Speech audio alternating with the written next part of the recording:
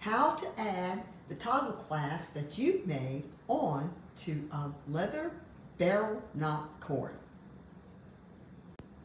Add the toggle clasp to your cord and make a loop. Take that and put it on top of your bead tube. Switch hands, holding the cord and the tube together, and wrap the longest cord towards you 3 times. Switch hands and take your cord and run it through the bead tube, like so.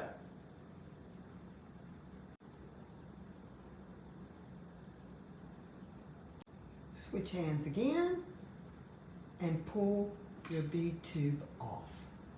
Now just tighten up your knot. There you go.